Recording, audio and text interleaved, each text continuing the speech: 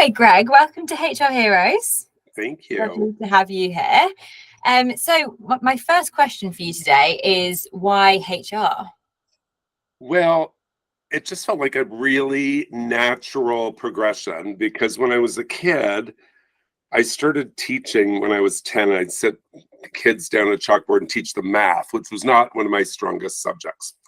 And then throughout high school, I taught crafts and canoeings and all that stuff at camp. I was a camp counselor.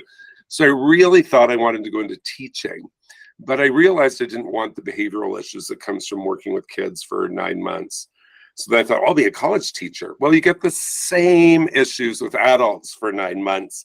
And I thought, oh, there's something called, it wasn't called talent development at the time. I think it was called training and development or something.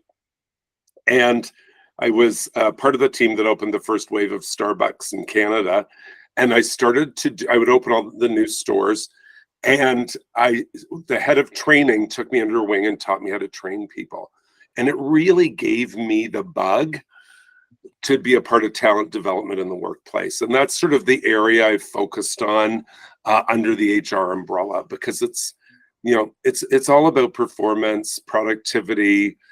People spend most of their time at work, so let's give them some good tools to make their lives better. And yeah, that's why I stay in the space, and I've been in it for over 30 years now. Wow. Well, I love that. I think it's really interesting.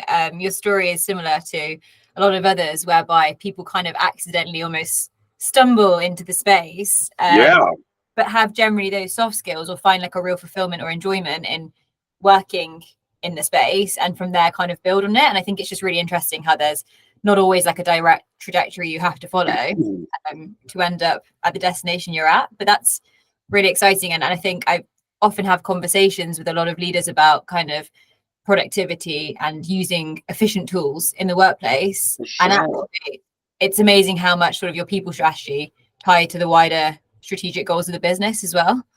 Well, and the interpersonal skills, which, some people refer to as soft skills, I find those are the hardest skills to teach. I can teach anybody to do a change management plan, a strategic plan, a project plan. Helping someone lead their team from A to B, that's a lot harder. And especially when we have to lead teams that we have no authority over and we only have influence, because most of us work in matrixed organization these days where we have to get other people to do things for us, but we have no authority over them. Yeah, no, hit the nail on the head. Couldn't agree more, because you can learn operations, you can learn a structure, you can learn a process, but you can't learn the skills that help underpin the success. Absolutely.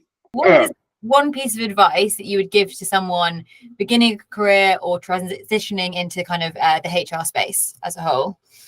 I think the most important thing to do, and I don't care where in HR you play, whether it's OD, talent, recruitment, selection, whether you're an HR director, a senior leader, or a CHRO, the most important piece, I think, is to stop speaking HR language to other business professionals and figure out how you contribute to the business, and learn the language of your organization and translate what you do in HR to business speak.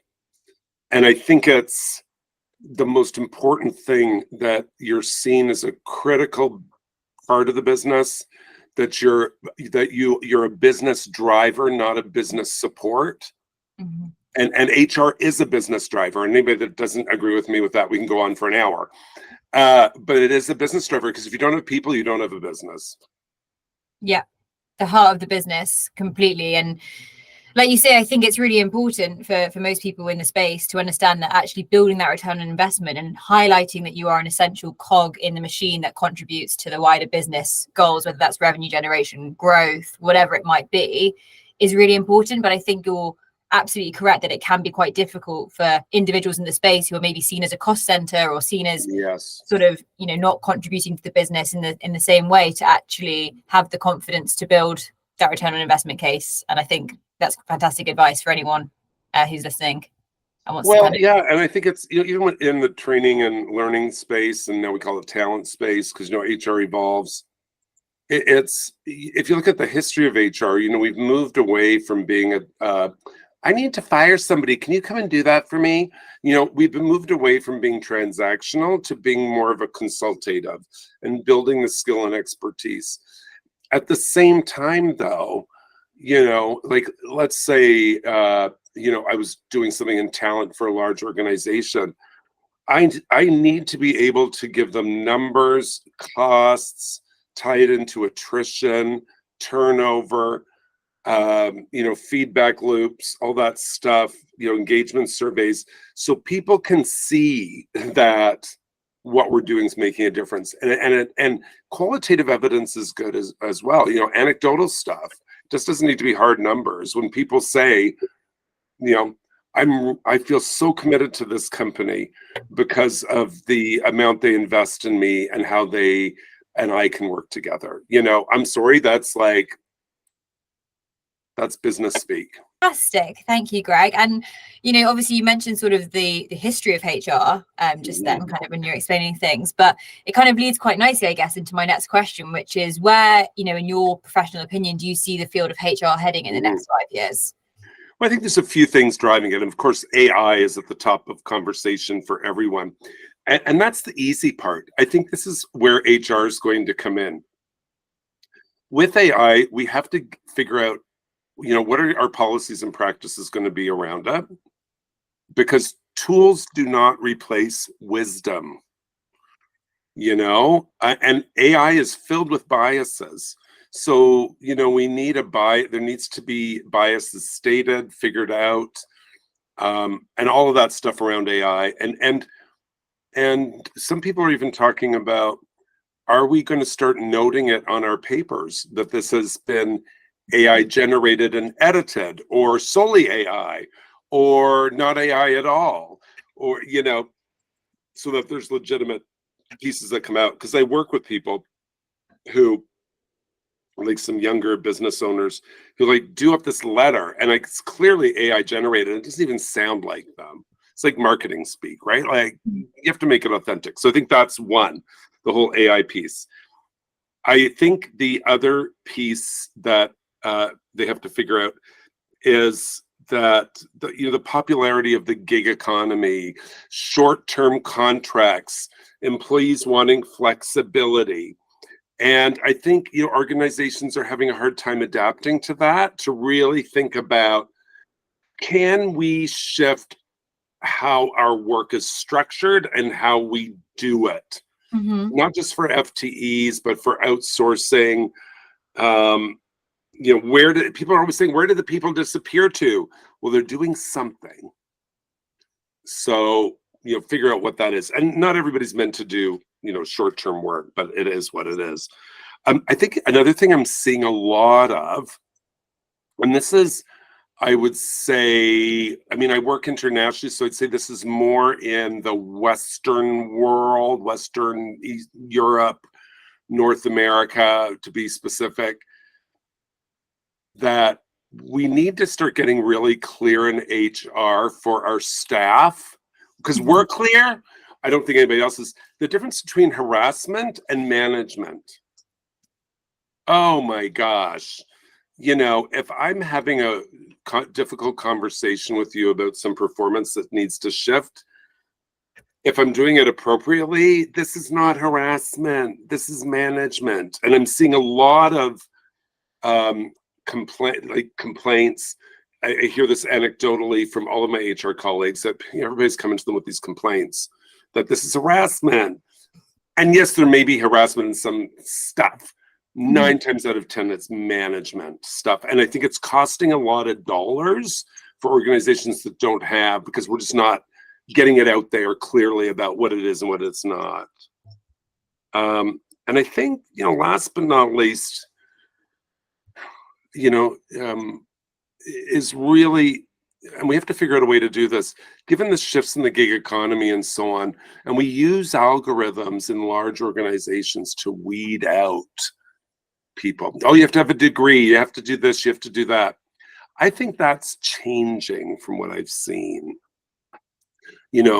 I have a graduate degree. I didn't have one for many years, and I'm lucky I still had jobs. And some jobs require that, but you can be education smart and not street smart. And I think work these days, some of the most successful people I know who run multi-gazillion dollar companies do not have any degrees. So I think at the HR level, we have to find a way to go, how can we get good people without doing all of that? So yeah, those are my top 4 things.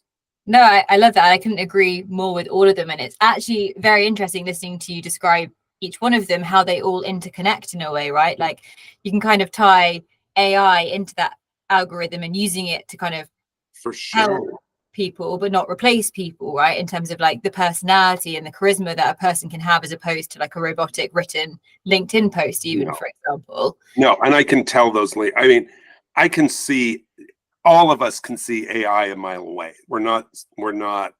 All of us are pretty smart, and I think, the trick is, I don't believe AI is going to replace jobs necessarily. And that's what the research is saying.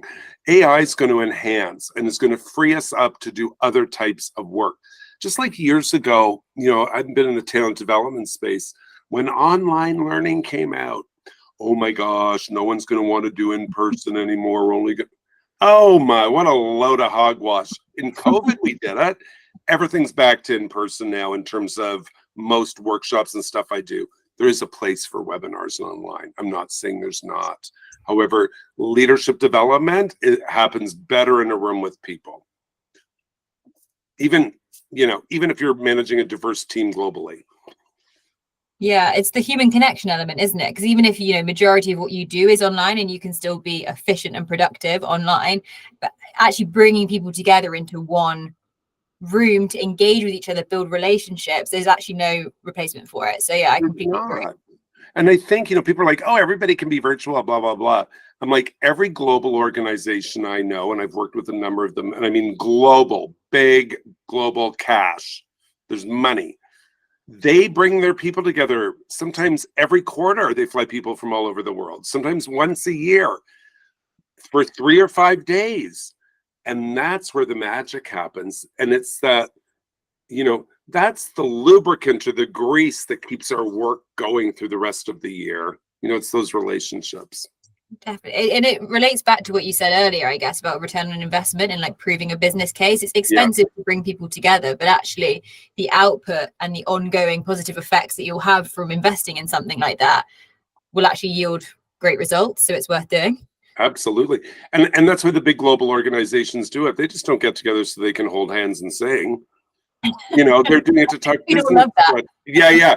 I don't want to go to anything where I have to go. I'm not doing these silly things.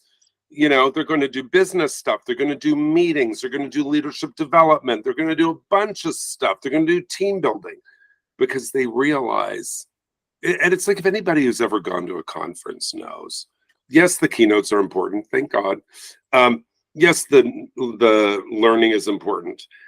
9 times out of 10, everyone says that networking, the meeting the people. I got re-energized for another year. I was with my peeps.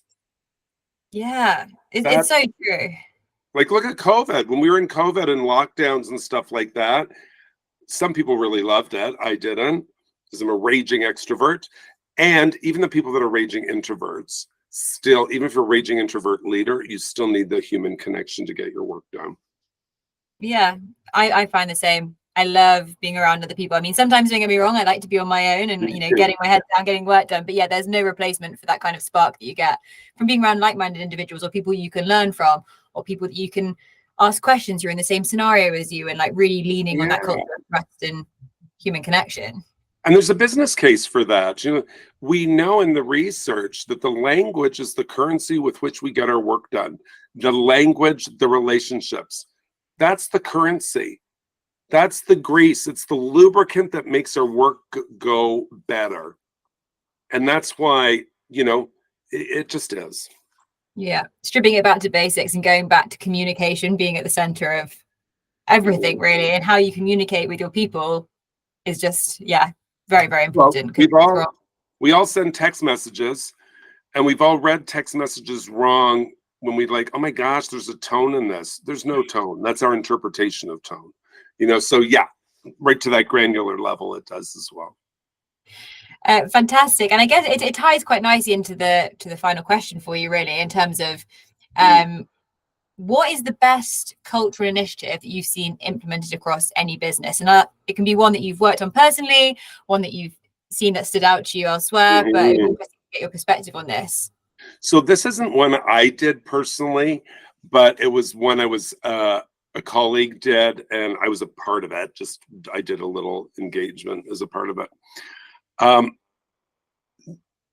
It's a big company, and the two leaders at the top, so the two owners of this company, it's a large multi-billion-dollar company.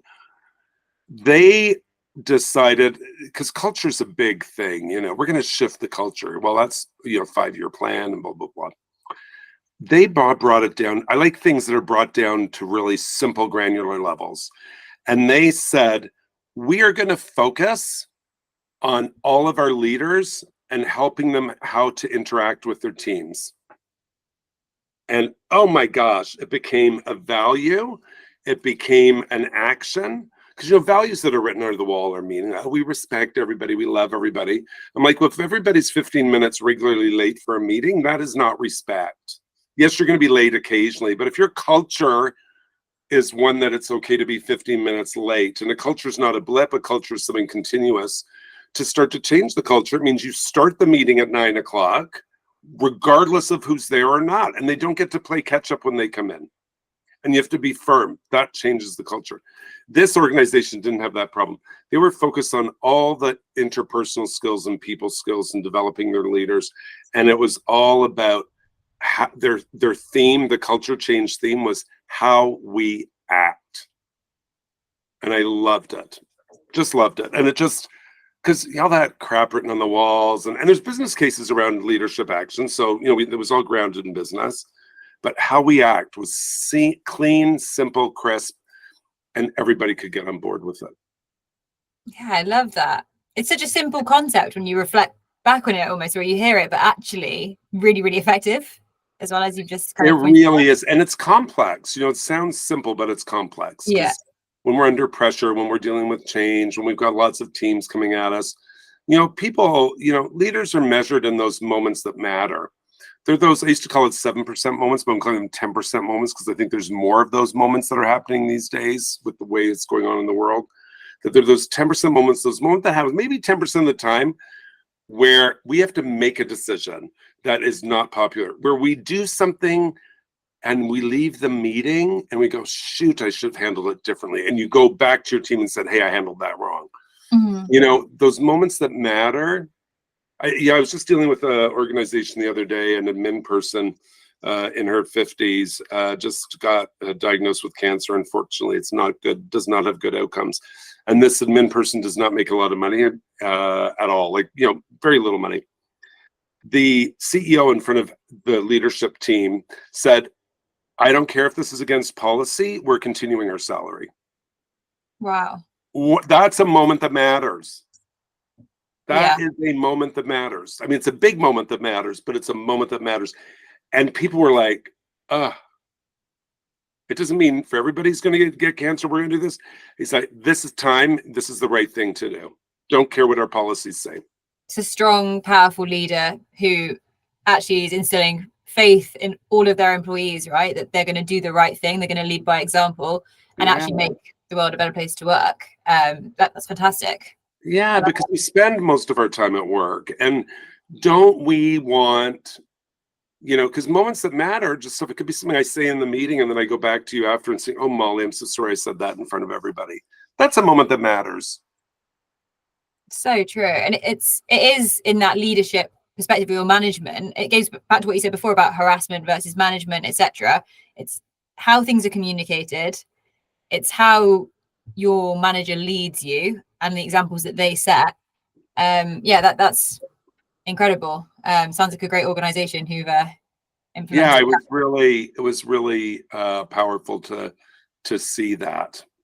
Yeah, and the second part of what you said, it's a common problem that I hear at the moment when speaking to organizations, is that piece of investing in your values or spending a long time going through a process to kind of align on what you think the best values to represent your organization might be, but then them sitting on a staff notice board at the back of the staff room that no one ever reads. Like, how do you lift them off the page to be like lived and breathed through the organization? It's really, really difficult.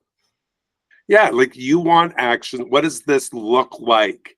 It means we show up at meetings on time, knowing that we're not always going to be perfect and meetings run late.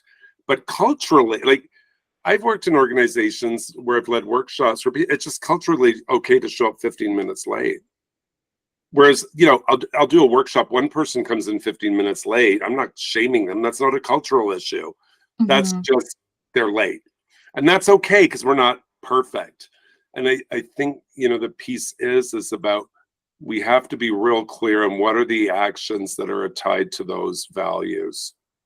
And how are we going to live them? And it's not, you know, we value and respect everybody. Well, what does that mean?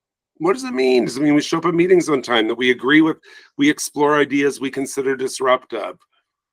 Yeah. Does it mean that we talk to each other and share when we're going to be late with a project or something? It's tying behaviors to those values, isn't it? And making that kind of connection between the two. And it's something that we see a lot at Reward Gateway with our e-cards, is like connecting, I guess, kind of those values with good behavior and recognizing people for them in tandem, so people know what they've done in line with those values, and it also reinforces it. Absolutely. And we just want to be, you know, it takes a lot of strength and courage to show vulnerability. And I think as leaders, we need to build that muscle, because when we show the vulnerability, when we show we're not perfect, it builds trust. And those are those moments that matter. Those are those 10% moments. Fantastic. Well, we're kind of at time now, but thank you so much. I really appreciate your time, your energy, and everything that you've said in this podcast. It's been really, really insightful and useful. So thanks, Gregg. Thank you, Molly, for having me. I'm so glad we were able to connect.